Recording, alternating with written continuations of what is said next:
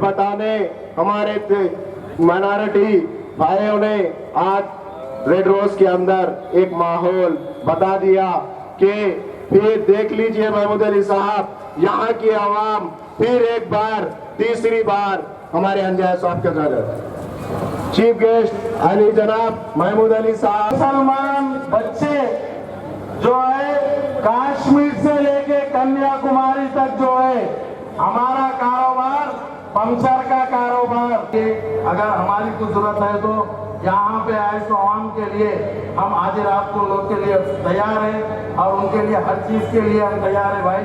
एक बार एमएलए साहब को जो है उनके काम को देख के वोट दिए के बाद फर्स्ट काम शाहनगर को जो है 22 रेजिडेंशियल स्कूल लाने का काम एमएलए साहब करने वाले हैं। और मैं आपको एक बात बोल रहा हूँ भाई, शाहनगर का कोई ऐसे एमएलए साहब, मैं एक ही तो आपको कहना चाहूँगा कि गौरव फिक्र कीजिए, यहाँ आए हुए अपने जो खासा खातिन दोस्तारों के हद में बता दिए कि तालीम की जो अहमियत है जो तेलंगाना यूनिवर्सिटी स्कूल्स में जो पढ़ाई जा रहा है, साथ ही साथ एक ख्याल किया गया टीचर साहब ख्याल कर रखे यहाँ पर दीनी तालीम भी दी जाए ताकि बच्चे जो है ना दीनी तालीम से दूर ना हो जाए, दीन और दुनिया आते हैं सवा जाए।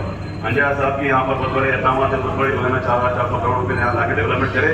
शाहनगर म्यूनसिपालिटी में 200 करोड़ रुपये से डेवलपमेंट किया गया, आइंदा भी जो है ना डेवलपमेंट करने की जो है ना वो लोग करते हैं। मैं आपके सबको आवाम से यही कोशिश करूँगा। गैप है जो भी एमएलए है और आवाम के बीच में माइनॉरिटीज के बीच में बहुत बड़ा गैप है।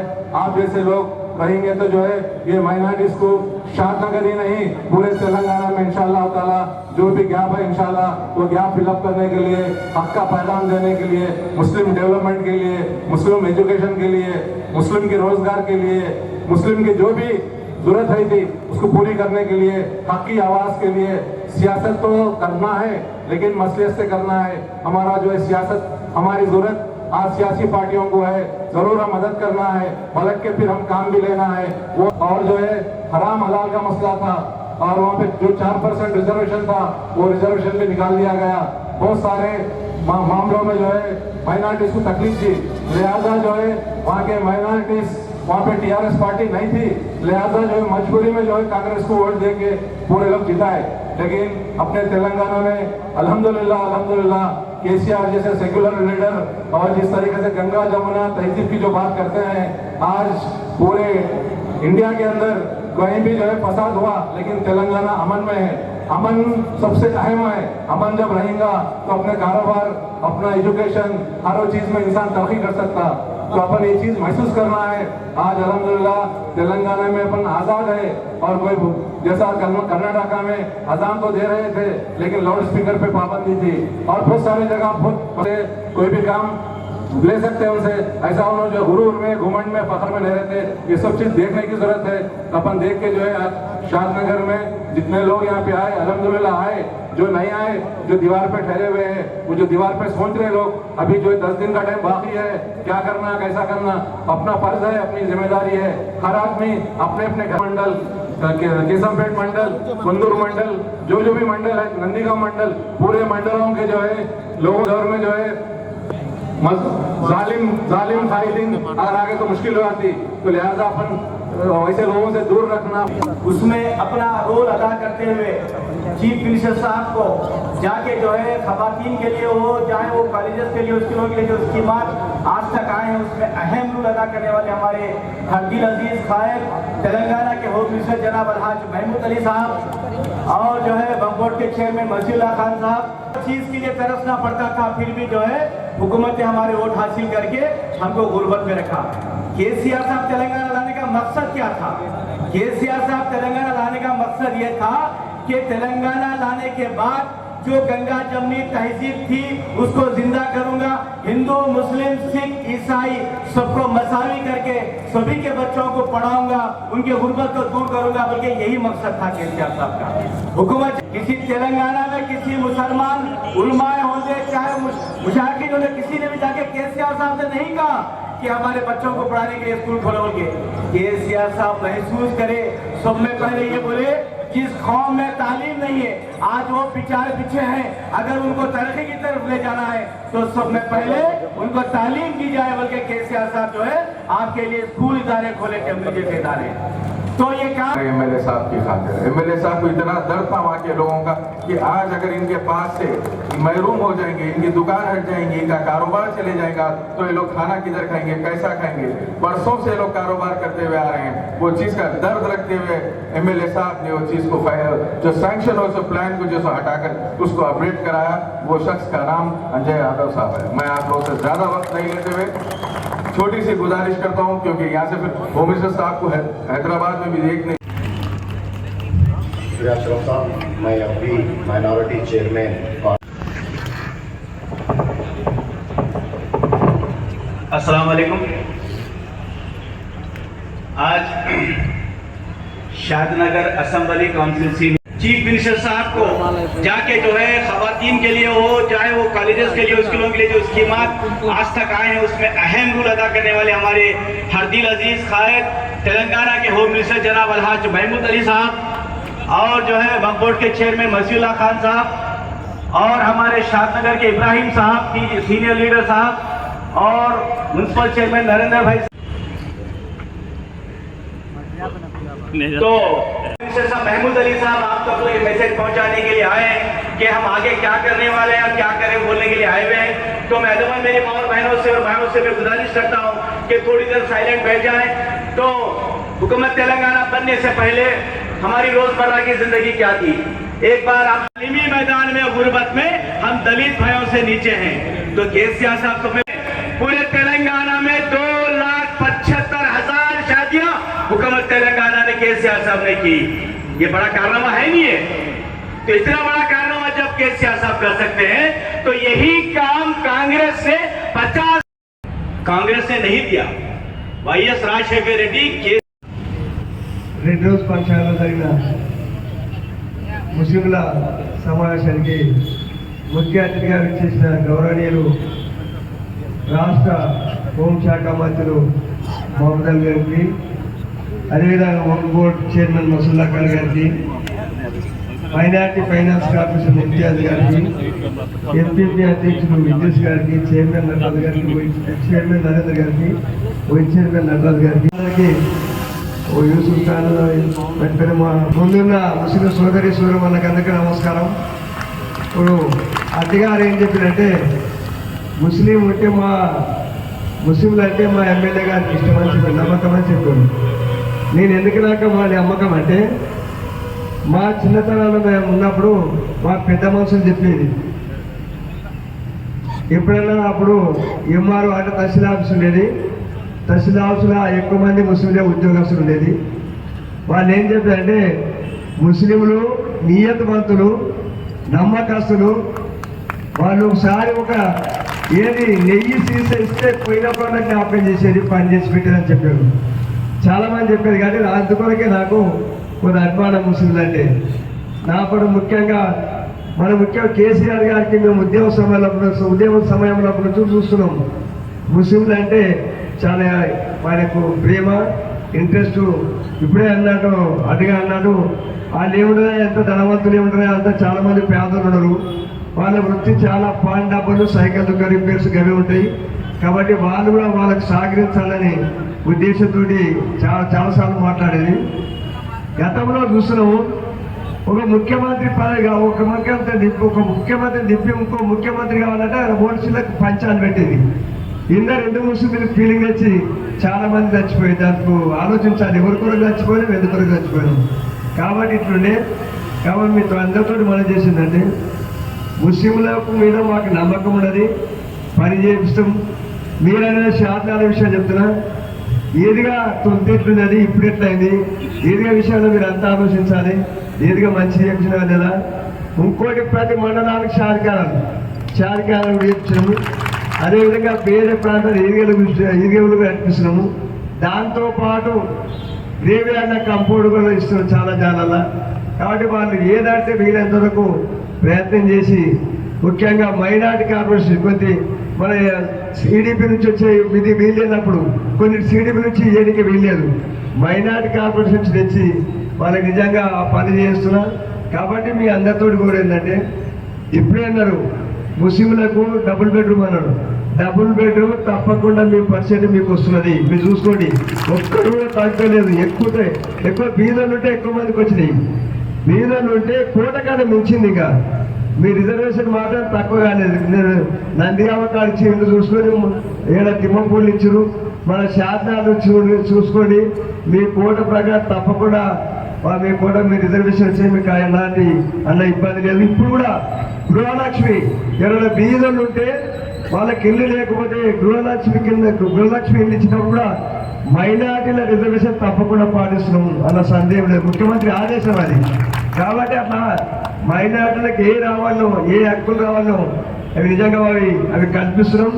దాంతోపాటు మీరు అర్థం చేసుకోండి, గృహాలే కాకుండా ప్రధాని రెసిడెన్షియల్ స్కూల్ విషయం మన ఎంపీఆర్ చెప్పినా ఎవరు చెప్పినా అటుగా చెప్పారు. మాకు ఈడ సొంత girls minority school residential school మన పక్కనే నాగరపల్లికి అన్నది. అదే ఇంటర్ అయింది, అదే డిగ్రీ అవుతుంది, పీజీ అవుతుంది. వాళ్ళకి మా గర్ల్స్కి మాత్రం ఇబ్బంది లేదు, వాళ్ళు మంచిగా చదువుకోనికి అవకాశం దొరికి మనిషి అన్నారు. దాంతోపాటు భాషగా అన్నారు, అది కాదు, అదేమి ఇబ్బంది కాదు, మేము తప్పకుండా ప్రయత్నం చేస్తాం. దానికి చాలా అవసరం. భాషగా అందరూ చదువుకుంటే బాగుంటుంది. కాబట్టి నేనేంటంటే అప్పటికిప్పటికి తేడా చూడదు. కొద్దిగా గొప్ప ఈ కేసీఆర్ వచ్చిన తర్వాత సెక్యులరిజమే కాకుండా కూడా ముస్లింలకు అదేవిధంగా ఇమాములకు పైసలు ఇచ్చడం కానీ, షాది ముబారక్ ఇచ్చడం కానీ గతంలో ఎప్పుడైనా జరిగినాయా మీరు అర్థం చేసుకోండి. అదేవిధంగా మాతాన ఎక్కడెక్కడ అవకాశం ఉంటుందో అవకాశం దగ్గర వాళ్ళ లీడర్షిప్ పెంచడానికి కూడా ప్రయత్నం చేస్తున్నాం. వాళ్ళ లీడర్షిప్ పెంచాలని, వాళ్ళు పైకి రావాలని ప్రయత్నం చేస్తున్నాం. కాబట్టి ఏంటంటే మన ముఖ్యమంత్రి గారు ఎక్కడ రాష్ట్రం ఎక్కడ రాష్ట్రంలో ఇంత అధిక మైనార్టీలకు ఇంత డబ్బు కేటాయించి మైనార్టీ డెవలప్మెంట్ కొరకు ఇన్ని 2,000 కోట్లు కేటాయించిన ఏ ముఖ్యమంత్రి లేరు. భారతదేశంలో మన తెలంగాణ రాష్ట్రం కన్నా ఎక్కువ ముస్లింలు ఉన్న రాష్ట్రంలో కూడా మనం ఎంత బడ్జెట్ కేటాయించిన ముస్లింల కొరకు వాళ్ళంతా కేటాయించలేకపోయారు. కాబట్టి మీరంతా ఆలోచించి ఎవరైతే మీకు సహకరిస్తారో, ఎవరికైతే మీ మీద ప్రేమ ఉండదో వాళ్ళకి మేము తప్పకుండా మీరు ఓట్లేయాలని మీ అందరితోటి మనం చేస్తూ సెలవు తీసుకుంటాను. జై తెలంగాణ. बिस्मिल्लाहिर्रहमानिर्रहीम। अस्सलामु अलैकुम रहमतुल्लाहि बरकातहू। मेरे भाइयों को और नमस्कार। आज मैं शादनगर आया हूँ। इलेक्शन का माहौल है, हर 5 साल में बराबर इलेक्शन में आता हूँ और आज मुझे देखकर शर्म का समंदर देखकर बड़ी खुशी हो रही है। और मैं आया हूँ मेरे अंजिया भाई की कैंपिंग के लिए आया हूँ। अंजिया साहब एक मासूम इंसान है, मासूम इंसान है कि मुंह में जबान है नहीं है, प्यार से मिलते हैं, आपके साथ हमेशा गाने से गाना मिलाकर चलते हैं। शादनगर में बड़ी अच्छी मकबूलियत रखते हैं। अभी हमारे मसीउल्लाह भाई ने कहा दरगाह जहांगीरपुरा का काम काफी ने रुका रहा। अंजिया साहब राजी नहीं होते थे। जब भी चीफ मिनिस्टर से फोन कराते बोलते थे साहब जरा ठहर जाओ, वहाँ के मुजाहिरों की मदद करना जरूरी है। मदद करने वाला इंसान ही सबसे बड़ा इंसान होता है, वो अंजिया साहब। हमारे मसीउल्लाह साहब बम्बोट चेयरमैन, क्योंकि हैदराबाद में मीटिंग है, मैं कहा जाकर शुरू कीजिए, मैं खत्म करके आता हूँ। उसी तरह हमारा इम्तियाज साहब जो माइनॉरिटी फाइनेंस कॉर्पोरेशन चेयरमैन है, हमारे इब्राहिम भाई साहब जो हमारे पुराने दोस्त हैं और तेलंगाना मूवमेंट में काफी हमारे साथ काम किए। के नरेंद्र साहब म्यूनसिपल चेयरमैन, राजा इदरीस अहमद साहब MS, नरेंद्र साहब vice chairman, town president Abdul रब जानी साहब, मोहम्मद अजीज साहब, शादनगर के भाइयों बहनों और मीडिया के दोस्तों, मैं 2-4 बात अहम बताऊंगा क्योंकि मुझसे पहले मुखर्रीन ने हमारे CM साहब के तकरीबन 5 ही बता चुके हैं। मैं बताऊंगा हमसे पहले किसने हुकूमत की? हमसे पहले 50 साल कांग्रेस ने हमारे तेलंगाना में हुकूमत की, पर कभी भी मुसलमानों की तरक्की के बारे में नहीं सोचा। हमारे सीएम साहब मूवमेंट में कहा करते थे, महमूद भाई मुसलमानों के किस्मत में क्या गुर्बत लिखी है? मुसलमान छोटा छोटा काम करते हैं, पंचर बनाते हैं, होटलों में काम करते हैं, ठेला मंडी का काम करते हैं। क्यों इन्हें तालीम नहीं दी जा रही है? ये एक बार तेलंगाना आने दीजिए महमूद भाई, हम अच्छी से अच्छी तालीम देंगे इन्हें और अच्छे से अच्छा मुकाम देंगे। मेरे भाइयों से कहना चाहता हूं, हमसे पहले 2004 से 2014 तक 10 साल ये कांग्रेस ने हुकूमत की, उससे पहले 40 साल हुकूमत की। 10 साल में कभी भी माइनॉरिटी की ना तरक्की दी, ना माइनॉरिटी को इज्जत दी। मैं बताना चाहता हूं, पिछले 10 साल में 2004 से 2014 तक कांग्रेस ने मुकम्मल आंध्र प्रदेश में 2200 करोड़ रुपए माइनॉरिटीज पर खर्चा किया है। अगर तेलंगाना में देखा जाए तो आंध्र प्रदेश में बजट हमेशा 58% जाता है, 42% हमारे तेलंगाना में आता है। अगर हमारा बजट हम पर खर्चा देखा जाए तेलंगाना का 930 करोड़ रुपए मुकम्मल 10 साल में कांग्रेस ने खर्चा किया है। और आज हमारे सीएम साहब ने 2014 में उनकी हुकूमत बनी, 2014 से 2023 9 साल 4 महीने हुकूमत की। जितना इम्तियाज भाई ने कहा, 2-3 साल तो कर्फ्यू में कोरोना में गुजर गए, उसके बावजूद हमारे सीएम साहब ने 11,000 करोड़ खर्चा इस तेलंगाना स्टेट में किया है। और इसलिए मेरे भाइयों से कहना चाहता हूं, कांग्रेस एक झूठी जमात है, धोखेबाज जमात है। उन्होंने कभी भी मुसलमानों को तरक्की के रास्ते पर नहीं लाया। मुसलमान हैदराबाद में सबसे ज्यादा बसते हैं, हम जानते हैं, हमारे बुजुर्ग लोग यहाँ पर है। हैदराबाद में हमेशा फिसादात हुआ करते थे। जब भी फिसादात होते हैं, पुलिस का निशाना मुसलमानों पे साधा जाता, 50 मुसलमानों को गिरफ्तार किया जाता। कांग्रेस वाले क्या करते थे, जब फिसाद होता उसके बाद कांग्रेस के मिनिस्टर्स आते, एमएलए आते, साथ में एक टेम्पो लाते हैं।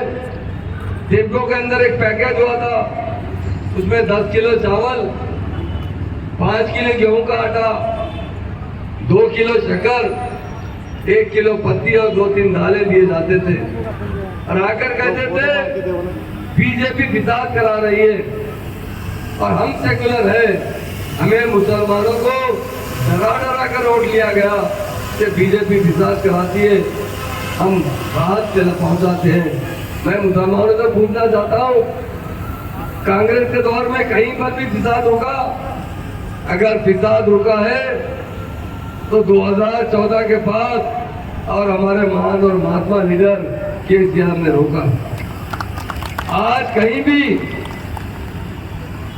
तेलंगाना में फिसाद नहीं होता, हैदराबाद में फिसाद होता है, पैसा तक फिसाद पहुंच जाता है, निजामाबाद में फिसाद होता है, आपके नारायणपेट में फिसाद होता है। ये सिलसिला जारी रहता। मीडिया वाले भाई हमारे अच्छी तरह जानते हैं, कांग्रेस ने कभी मुसलमानों को तरक्की के बारे में नहीं सोचा। मुझसे पहले हमारे मुखर्रीन ने खासतौर से रेजिडेंशियल स्कूल के बारे में बताया, मैं उसकी भी आपसे वजाहत करना चाहता हूँ। कांग्रेस ने 50 साल दौर किया, हुकूमत की, हमसे वोट लिया। मुकम्मल 50 साल में उन लोगों ने 12 रेजिडेंशियल स्कूल आंध्र प्रदेश में खोला था, एक इंटरमीडिएट कॉलेज है गोली बंद।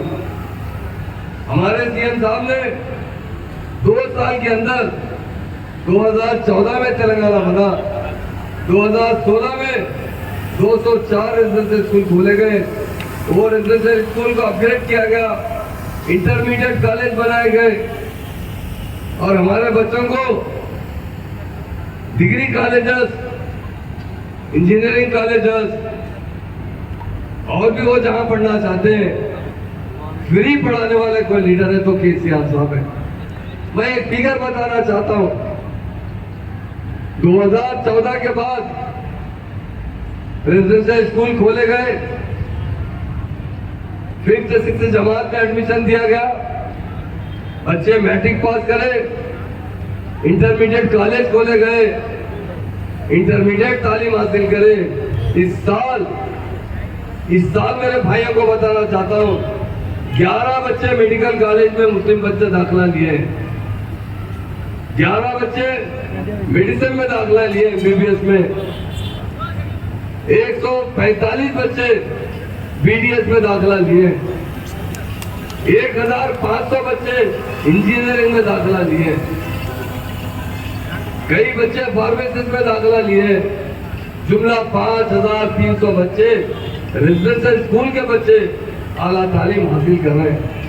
हमारे सीएम साहब का एक ही मकसद है, मैं हमारे बुजुर्गों से बताना चाहता हूँ, ये बच्चे दौलतमंद करके नहीं है, ये बच्चे मिडिल क्लास के नहीं है, ये बच्चे गरीब से गरीब तर लोगों के बच्चे जिनके माँ बाप रिक्शा चलाते हैं, जिनके माँ बाप ठेला खींचते हैं, जिनके माँ बाप पंक्चर बनाते हैं, ऑटो चलाते हैं।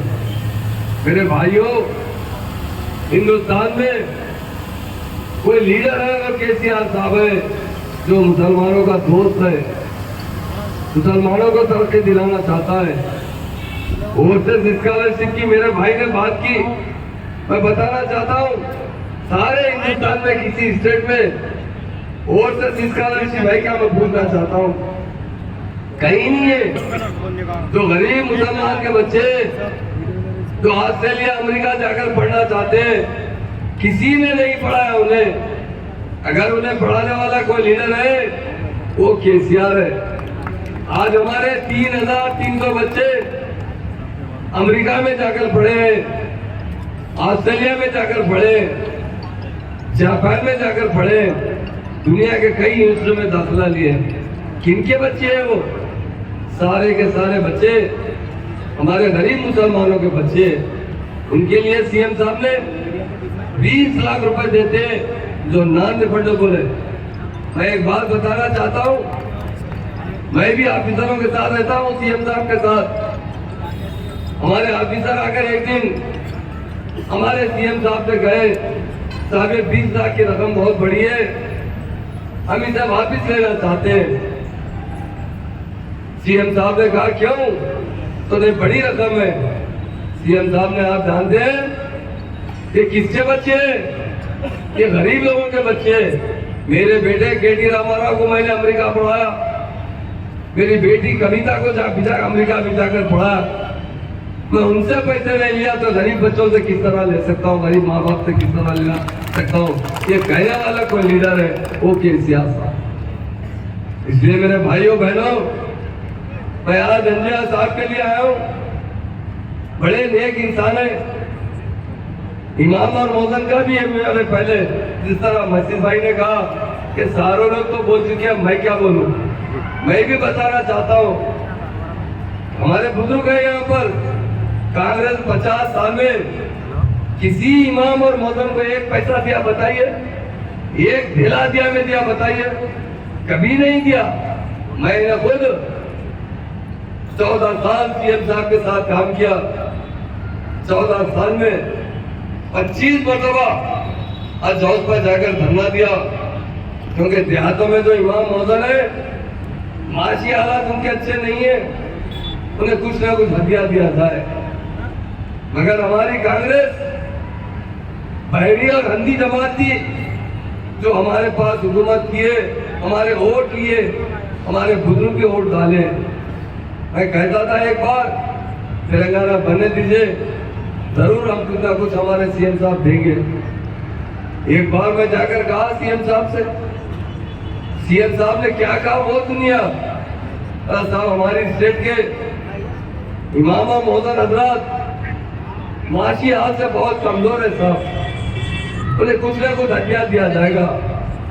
हमारे सीएम साहब ने सुनते ही क्या बोला, जरूर देंगे महमूद भाई, ये बोलोगे 5 बार अदा देते हैं, 5 बार नमाज पढ़ते हैं और नमाज के बाद हमारी स्टेट की तरक्की के लिए दुआ करते हैं। जब बारिश ज्यादा होती अल्लाह से दुआ करते हैं, अल्लाह ये बारिश से कोई नुकसान ना हो। बारिश कम होती है तो दुआ करते हैं अच्छी से अच्छी बारिश हो ताकि अच्छे पुतले आ सके। जो हमारे लिए 5 बार अपना माथा इस जमीन पर टेक कर इबादत करते हैं, अल्लाह से दुआ करते हैं, जरूर देंगे। इमीडिएट 10,000 रुपए 5,000 इमाम साहब को, 5,000 मौलवी साहब को मुकर्रर किया गया। उसके बाद हमारे स्टेट में 7,000 इमाम और मौलवी मजीद एप्लीकेशन दिए थे। कुछ दिन पहले उन्हें भी कोर्ट से प्रोसीडिंग दे चुके हैं, उन्हें भी जारी कर चुके हैं। उसी तरह बाबा अंजा साहब ने अभी आपसे वादा किया कि हम जीत कर आने वाले टाइम पर इमाम और मौजूद आजाद को डबल बेडरूम जरूर देंगे। और एक मैं साथ में वादा करता हूँ, अंजा साहब डबल बेडरूम देंगे, हम क्या करेंगे 5,000 को 10,000 कर देंगे। 5,000 जो इमाम और मौजूद को देते हैं ना, 10,000 महाना दिया करेंगे। ये हमारे सीएम साहब है। और एक है जहांगीरपुरा दरगाह, तो कि शादनगर से ताल्लुक है। सीएम साहब ने आकर 50 करोड़ सैंक्शन किए थे। मैं आज कहता हूँ 50 नहीं, 101 करोड़ रुपए दरगाह पर लगाकर अच्छी से अच्छी दरगाह बनाई जाएगी। यकीनन हम बहुत मुतअद्दिद हैं बुजुर्गान दीन के। हमारे सीएम साहब भी बहुत चाहते हैं मुसलमानों को, हमेशा वो मुसलमानों की सोबत में उठा बैठे। हमेशा सीएम साहब का मकसद होता है मुसलमानों के साथ नाइंसाफी क्यों है। हमारे बहनों भाइयों ने भी शादी मुबारक की बात की, वो भी बता देता हूं मैं। शादी मुबारक कल्याणी लक्ष्मी से पहले आई तो शादी मुबारक आई। एक दिन मैं जुमे को गया था, जिस तरह हमारे इम्तियाज भाई ने कहा, लोग जुमे में बाहर कपड़ा पकड़कर पल्लो फैलाकर उसमें रुका कर लगकर लोगों से मदद मांगा करते थे। जुमे के दिन मैं गया था सीएम साहब पास, तो मैंने कहा साहब आज मस्जिद से बाहर निकलने पर थोड़ा दुख हुआ था। क्या बात है महमूद भाई? बोले साहब अपने दौर में औरतें हमारे पल्लो फैलाकर रुखा रखकर लोगों से मदद मांग रहे हैं, लोग उसमें 10-20 रुपए डाल रहे हैं, हम भी कुछ मदद करेंगे। क्या करना चाहिए महमूद भाई की? मैंने कहा साहब एक 50,000 रुपए देंगे। पहले कुछ स्कीम थी, मैंने साहब जो पहले स्कीम थी वो नहीं के बराबर थी। मैं दीगर आपको बताऊंगा। सीएम साहब ने कहा अपन जरूर देंगे 50,000। हमारी वहाँ पर एक साहब बैठे थे, उन्होंने कहा नहीं साहब 51,000 कर देंगे तो 6 का फिगर आ जाएगा। सीएम साहब 5 मिनट के बाद प्रेस में गए, जाते आते कहा महमूद भाई आइए। मैं भी प्रेस में गया तो सबसे पहले शादी मुबारक का ऐलान हुआ, जिसमें 51,000 रुपए देने का वायदा किया गया। आज 1,116 दे रहे। मैं बताता हूँ कांग्रेस के जमाने में भी शादियां करते थे। शादियां कितने करते थे? 20 दुल्हन को ऐसा बिठाते थे, 20 दुल्हनों को बिठाते थे, 40 मिश्र आके फोटो सेशन करते थे। कपड़े देते थे पुराने। हैदराबाद में एक पट्टी का शहर है जहाँ पुराने कपड़े मिलते हैं, वहां से पुराने कपड़ों का एक जोड़ा दुल्हन को देते थे। एक फलन जुमेरात बार चलाते थे। उसका कंडीशन ये होता था वो साड़ी बिचारी रात दुल्हन बेचती है कि दिन दूसरे दिन बिगड़ जाता है। फलन का ये हाल होता था, अगर दूल्हा दुल्हन कोई तगड़े है ना, उसी रात 2 टुकड़े हो जाता था, क्योंकि उनकी नीयत नहीं थी मदद करने की। अरे मदद करने वाला है तो केसीआर है। मैं फिगर भी बताना चाहता हूँ मेरे बुजुर्गों को, उन्होंने 10 साल में जो पैसे दिए ना अंजान साहब, कांग्रेस 2004 से 2014 तक शादी मुबारक पर जो खर्चा किए आप नेट पे चेक कर सकते मीडिया वाले। मैं ऑन रिकॉर्ड बात कर रहा हूँ जी, तकरीर नहीं कर रहा हूँ, जो रिकॉर्ड में बता रहा हूँ। 10 साल के अंदर 5 करोड़ 20 लाख रुपए कितने के लिए? पूरा आंध्रा और तेलंगाना मिला। हमारे हिस्से में 42% आता है, 2 करोड़ 24 लाख रुपए हमारे हिस्से में 10 साल के अंदर आए थे। अभी इम्तियाज भाई फिगर बताए हमारे सीएम ने कितने शादियां की? 2,77,000 मुस्लिम बच्चों की शादी की है। उनके अकाउंट में कितने पैसे गए? मीडिया वाले थोड़ा गौर करें, आप जाने के बाद नेट पे चेक कर लीजिए, किधर 2 करोड़ रुपए, किधर 3,200 करोड़ रुपए, सॉरी 2,300 करोड़ रुपए खर्चे करने वाले लीडर केसीआर। आप बताइए, इतनी बड़ी रकम हमारे गरीब बहनों के उनके माओ के अकाउंट में गए। उसी तरह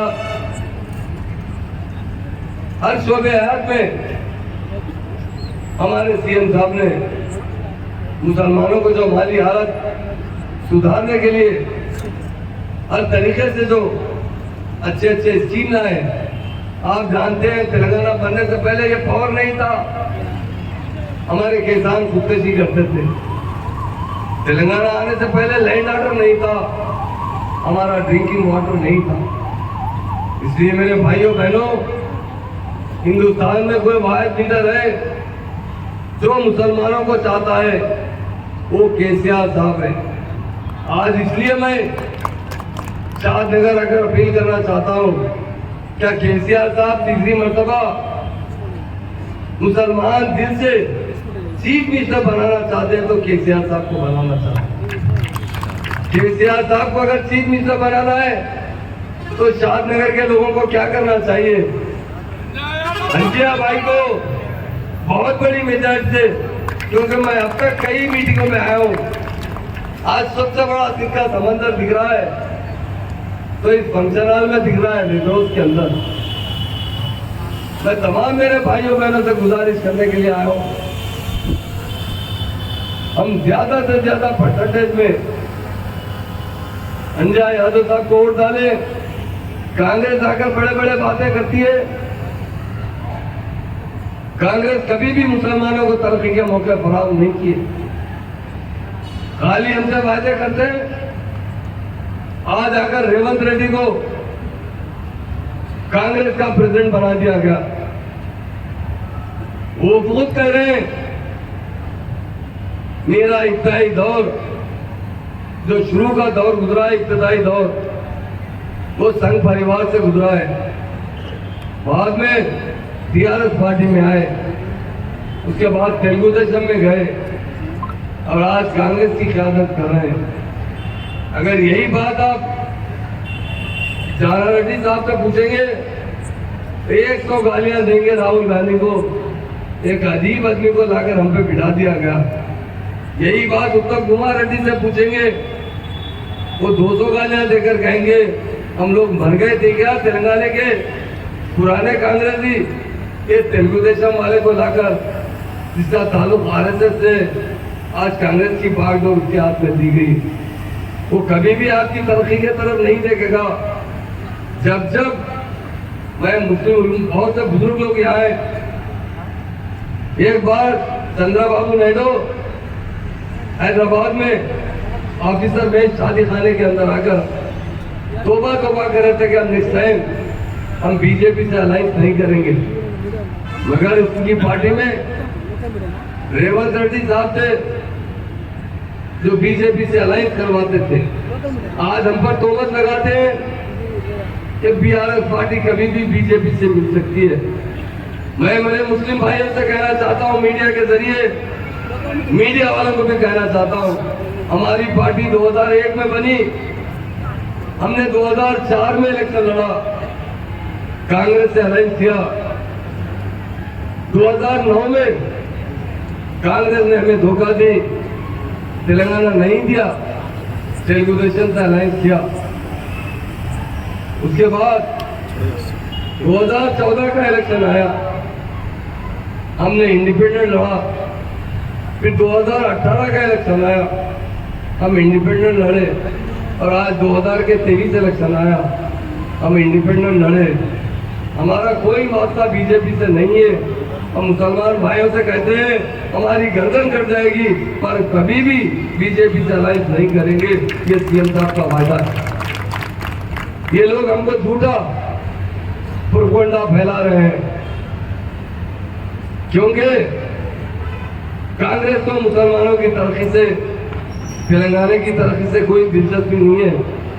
मेरे बुजुर्गों से कहना चाहता हूँ, तेलंगाना के मुसलमानों को बर्बाद करने वाली पार्टी का नाम कांग्रेस है। ये मैं प्रूफ से बताना चाहता हूँ। आप जानते हैं बुजुर्ग लोग, 1947 में हिंदुस्तान आजाद हुआ। 1948 में इस तेलंगाना स्टेट को हिंदुस्तान में जम किया गया। फिर ऐसी क्या वजह थी 1956 में इस निजाम स्टेट के 3 टुकड़े कर दिए गए। 2 डिस्ट्रिक्ट महाराष्ट्र में मिला दिया गया, 2 कर्नाटक में मिला दिया गया, 10 डिस्ट्रिक्ट आंध्रा में मिला दिया गया। मुसलमान साहिब जायदाद थे। आप जानते हैं शादनगर के लोग, क्योंकि मुसलमानों के जायदाद शमशाबाद और शादनगर में बहुत। हम पे सीलिंग एक्ट लाया गया। हमारे नवाब 1-1 हजार 2-2 हजार एकड़ के मालिक थे। उन्हें गरीब बनाने में सबसे बड़ा हाथ कांग्रेस का। सिटी सीलिंग लगा दी गई। नवाबों के बड़े बड़े देवड़ियों से घटाकर उन्हें 1000 गज के अंदर ला दिया गया। यही कानून कर्नाटक में नहीं है, महाराष्ट्र में नहीं है, आंध्र में नहीं है, बस सिर्फ है तो तेलंगाना स्टेट में लागू किया गया। इसलिए मेरे भाइयों, मैं आज बताने आया हूँ, मुसलमानों को इज्जत देने वाला कोई लीडर है वो केसीआर साहब। इसलिए कह रहा हूँ, मुसलमान को इख्तियार में जब हिस्सा दिया जाता है ना, तो जब समझ में आता है कि ये चाहने वाला है नहीं है। तेलंगाना बनने के बाद हमारे सीएम साहब ने आपके भाई, आपके खादिम को क्या ओहदा दिया? डिप्टी चीफ मिनिस्टर का ओहदा दिया। उससे पहले किसी ने डिप्टी चीफ मिनिस्टर का ओहदा नहीं दिया इस स्टेट के अंदर कांग्रेस ने। दूसरी मर्तबा हुकूमत बनी, उन्होंने आपके खादिम, आपके भाई को होम मिनिस्टर का ओहदा दिया। क्या यह मुसलमानों के लिए इज्जत नहीं है? क्यों दिया गया? मुसलमानों की वजह से मुझे ओहदा दिया गया। मुसलमानों की खिदमत के लिए, उनकी हिम्मत अफजाई करने के लिए ये देने वाला कोई लीडर है तो केसीआर साहब है। आज इलेक्शन आ गया है, बड़े बड़े बातें करते हैं, कभी हमारी तरक्की की बात नहीं सोची उन्होंने। आज कहते हैं एक बार मौका दीजिए। अरे तुम 50 साल हुकूमत करें, हमारे बुजुर्गों ने हमें बताया, जब आप एक आदमी से धोखा खाते हैं तो बार बार धोखा मत खाइए। ये रेवंत रेड्डी यकीनन इस तेलंगाना को बर्बाद कर देगा। ये नहीं चाहता कि तेलंगाना आबाद हो। इसलिए मेरे भाइयों बहनों, आज मैं शादनगर आया हूँ, मेरे अंजय भाई के सपोर्ट के लिए आया हूँ। मैं आपसे गुजारिश करता हूँ, आपका वोट कार के निशान को जाएगा शादनगर में। जितने मुसलमान हैं, मुझसे सीएम साहब ने 4 दिन पहले बात की, पूछा महमूद भाई ये व्हाट्सएप पे क्या क्या की बता रहे? मैं बोला साहब, मुसलमान वो कौम है एहसान करने वाले को नहीं बोलती है। मुसलमान वो कौम है गर्दन कटा देगी, गर्दन झुकाएगी नहीं, आपके लिए वोट डालेगी और आपको फिर तीसरी मरतबा चीफ मिनिस्टर बनाएगी। क्योंकि हमारे लिए, हमारी तरक्की के लिए सोचने वाला लीडर केसीआर साहब। केसीआर साहब ने हमें अमन दिया है, हमें तालीम दी है, हर शोबे हयात में तरक्की के मौके फराम गए। मैं 1-2 बात कहता हूँ, आसरा पेंशन की बात करता हूँ। पहले 200 मिला करते थे, आज 2116 मिलते हैं। सीएम साहब ने तेलंगाना बनने के बाद 74,000 करोड़ रुपए आसवा पेंशन दिया है, जिसमें मुसलमानों को भी 6 से 7 हजार करोड़ रुपए है। ये मामूली बात नहीं है, सिंगल वुमन को दे रहे हैं और गरीब औरत को दे रहे हैं, खुशहाल जिंदगी के लिए दे रहे हैं। हर स्कीम में, चाहे वो डबल बेडरूम हो, चाहे वो आसरा पेंशन हो, चाहे केसीआर किट हो, जहाँ जहाँ हमारे स्कीम आते हैं, हर स्कीम में मुसलमानों को बराबर का हिस्सा दिया जाता है। इसलिए आज मैं शाहनगर आया हूँ और आपसे गुजारिश करता हूँ, अंजिया भाई को जैसा लोग है ना वैसा डबल मेजॉरिटी से जिताना पड़ेगा। क्या बोल रहा हूँ मेरे मुस्लिम भाइयों, हमारे अंजिया भाई डबल मेजॉरिटी से जीत के जाएंगे। कहाँ जाएंगे? असम्बली में जाएंगे। उसके बाद क्या करेंगे? जब वक्त पड़ेगा केसीआर साहब के लिए हाथ उठा देंगे असम्बली में, केसीआर साहब चीफ मिनिस्टर हो जाएंगे। इसलिए मेरे भाइयों, हमारा वोट जाया होना नहीं चाहिए। भारी मेजॉरिटी से कार के निशान को वोट देकर चीफ मिनिस्टर साहब केसीआर साहब को दोबारा चीफ मिनिस्टर बनाइए और हमारे अंजिया भाई को भारी मेजॉरिटी से मेरे बनाइए। यही बात कहते हुए मैं आपसे रुखसत होता हूँ। जय तेलंगाना, जय जय शुक्रिया। आप खुसूसी मेहमान महमूद अली साहब का शुक्रिया अदा करने के लिए, वोटर साइन खोलने के लिए मैं हमारे वोटर साहब को खिताब करने के लिए गुजारिश करता हूँ।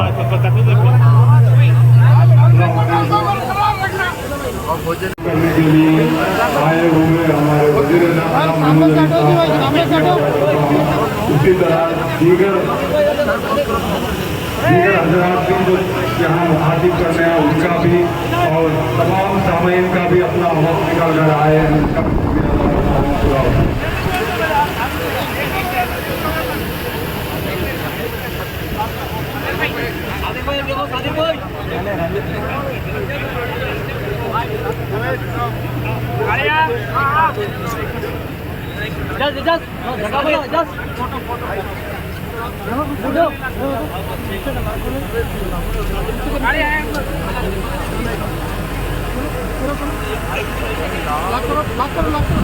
थोड़ा नीचे